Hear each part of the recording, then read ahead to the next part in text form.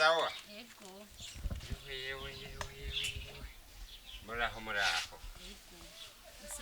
nukuri ko Imana ni sawa yewe nukuri mwihangane ko byabaye bashe nukuri byagushikiye narabyumvise yewe Marehema giye yari umugenzi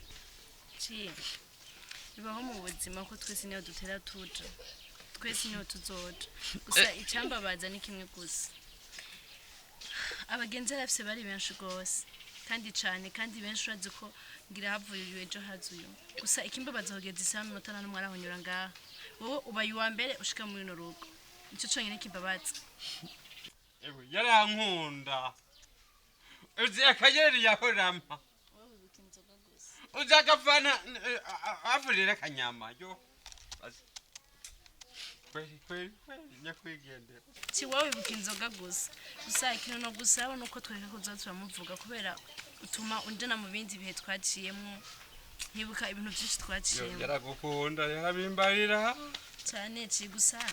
reka tuvyihoze kubera usanga ukuranjana nanjye uzi cyari kinzanye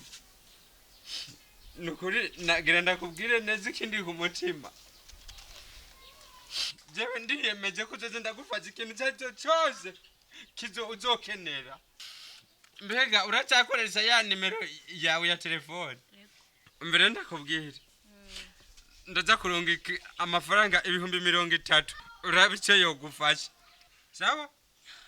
simba ningeno gushimira simba ningeno gushimira oye gikuru Imana guhezagire kandi kongera umugisha kuko narindi mu bihe bigoye cyane umva bibi kandi bibi cyane ariko ngira ngo Imana yishira mu gihe sa nukuri je ndakubwiye nukuri nakubari ntacyo uzomburana Imana guhezagire yego tuzosubira yego hamurakoze muraho yego yewe ndabaramukizesha ni sawa urumva narimbuye kuri banki rero no munsi natonze ndatonda eba naburya amafaranga ndayarose mu mwanya urumva uko niko byagenze mbeho ndakubaze mbega amafaranga mpora ndakurungikira aho ragushikira cyane gose aranshikira ahubwo nukuri muri iyi minsi uramfashije gose sinzi ngene no gushimira gusima nawe nyene uzo gushimira uramfashije bimwe bibi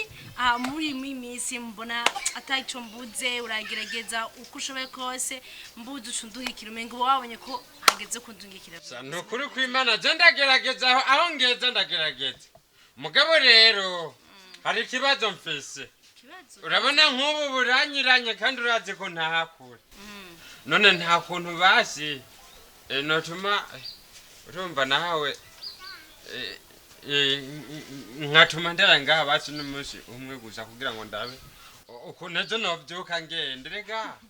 eho umugenzi utari no hamubera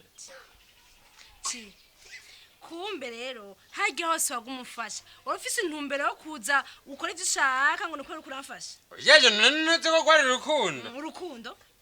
je nzi ko ufise umugabo ciza none ufise umugabo rega naragukunda kandi yarapfuye none yarapfuye ushaka ngira iki none nawe ntuvyumva nturi umuntu akuza none ciza nimba wafasha kubera ico cyumviro kiri mu mutwe genda ukure mu mutwe jeco cyumviro kurimva nibishaka kunda wavyuvise nibishobora gukunda yego ndakesi urere amafaranga nakoresheje ndagushesha ko wewe aho wambaye nini wambaye ciza namba mugabo wanje je yego ndakurahiye wambaye nzi kuri umugenzi w'umugabo wanje nta kindi kintu nzi ubunyene sasa ivura yamindutse